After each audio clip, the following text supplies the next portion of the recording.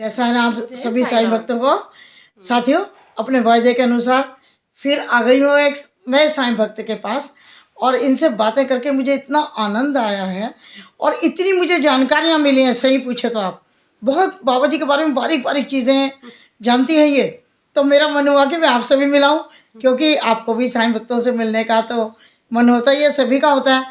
तो ये है सुषमा जी, और ये यमुना विहार में रहती हैं। जय साईं राम जी। और अगर इनका और परिचय चाहें तो मेरी स्टूडेंट की मम्मी है ये, और मैं वैसे फर्स्ट टाइम आई हूँ, और यहाँ के मुझे पता लगा कि ये इतने बड़े साईं भक्त हैं और शिरडी भी जा चुके हैं।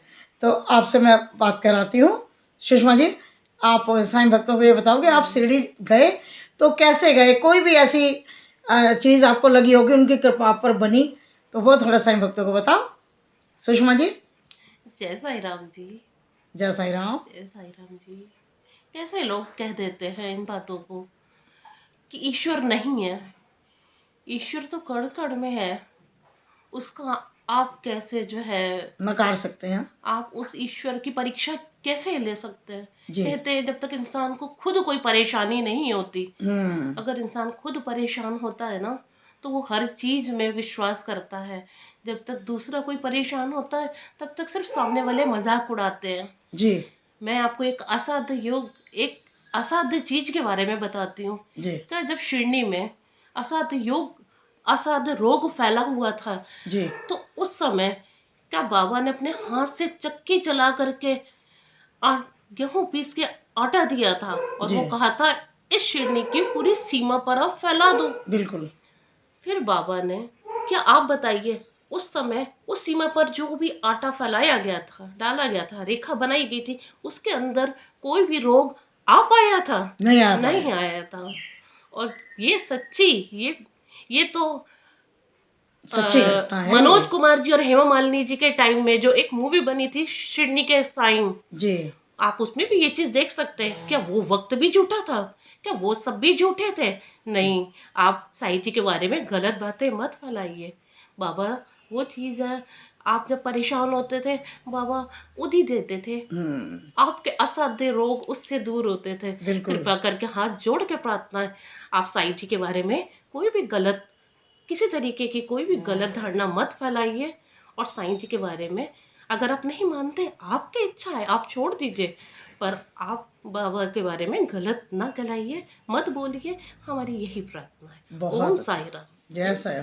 और एक वो और बताओ सुषमा, कि जब आप शिरडी जाने वाले थे, अभी आपने मुझे बताया आपके पैर में चोट लगी थी शायद, वो भी बताओ। देखिए, ये बाबा की बहुत कृपा है कि एक बार मैं शिरडी जाने का प्रोग्राम बना। उस समय मुझे देखिए इस चीज़ के बारे में बहुत ज़्यादा जानकारी नहीं थी शिरडी, मगर जाने की लगन थी, क्योंकि हमारे एक मित्र हैं विजय सोनी जी, उनके माध्यम से, जो कि गांधीनगर में शिरडी जी का, साईं जी का जो मंदिर है, हाँ जी, वहाँ हम जाते थे दर्शन करने।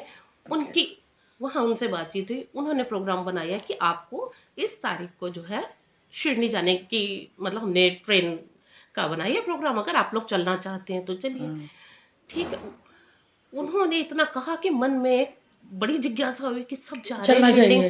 जी बिल्कुल, विजय सोनी जी, मैं बहुत मानती हूँ उनको और बहुत कृपा है उनकी, और वो असीम भक्त है साईं जी के जी। तो प्रोग्राम बना, हम लोगों ने भी विद फैमिली जो है जाने का प्रोग्राम बनाया। इस बीच मेरा पैर में चोट लगी, दुर्घटना एक छोटी सी जो है हुई, और मेरे पैर में बहुत दिक्कत के कारण चलना पॉसिबल नहीं था। मैंने इसका ट्रीटमेंट कराया तो अभी मेरे को मना कर दिया गया कि भी आप नहीं जा सकते, आप मत जाइए। मैंने कहा देखिए, ट्रीटमेंट आप रोक दीजिए, जाना है तो जाना है बाबा के पास। एक लगन थी जी कि बाबा ने बुलाया है तो जाना है, और जाना है। तो हम वहाँ शिरडी पहुंचे बाबा के दर्शन करने। बाबा के दर्शन बहुत सुंदर हुए और मैं खो गई बाबा में। प्रसाद लेकर के गई थी यहाँ से, जय साईं राम। तो ये हुआ कि चढ़ाना भी भूल गई थी मैं, तो वहाँ जाके बाबा की को देख करके भूल ही गई थी कि प्रसाद जो हाथ में, प्रसाद ही भूल गए, हाथ में ही था और आगे निकल गए। बताइए देखो साथियों, कैसे कैसे भक्त है अपने।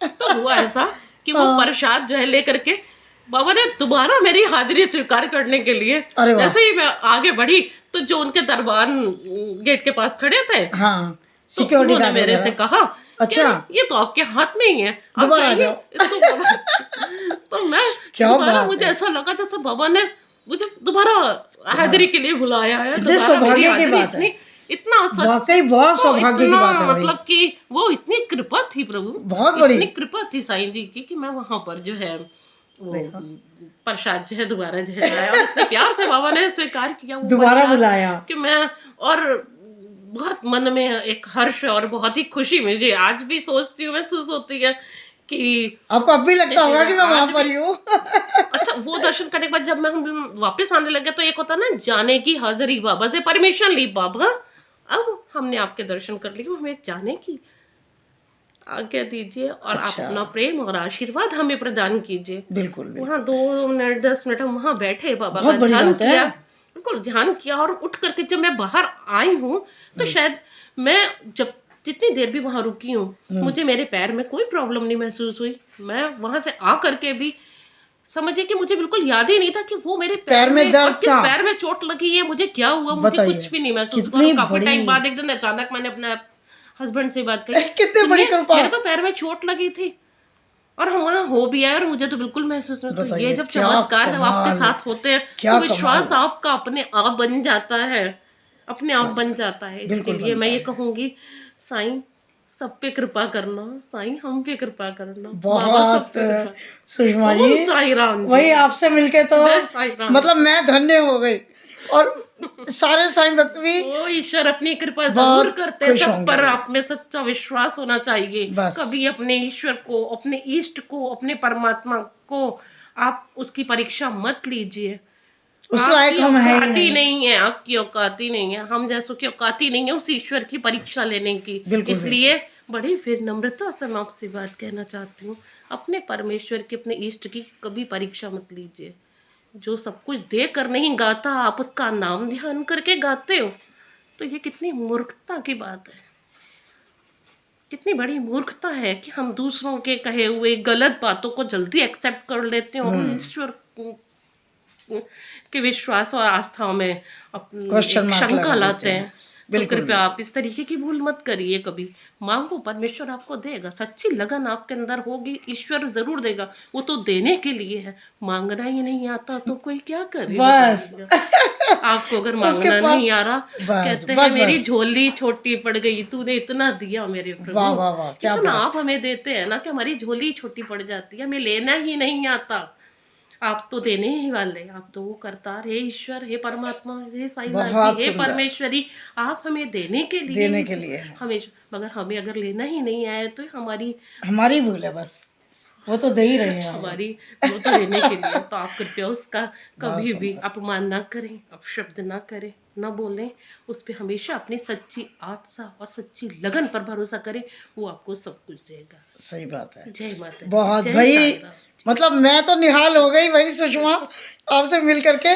और साथियों, मुझे पूरा विश्वास है जितनी खुश मैं हो रही हूँ ना, अपने आप को धन्य समझ रही हूँ, आप भी इनकी बातें सुन करके ना वैसा महसूस कर रहे हैं। तो चलती हूँ, और फिर आपके साईं आंटी बहुत जल्दी मिलती है किसी दूसरे अनुभव के साथ, किसी और भक्त के साथ। तब तक आप इस वीडियो को देखिए, शेयर कीजिए, और साईं आंटी चैनल को विजिट भी कीजिए। यदि आपको ये काम अच्छा लगता है तो आप इसको शेयर और लाइक तो कर ही देंगे, वो मुझे कहने की ज़रूरत नहीं है। बहुत जल्द मिलते हैं।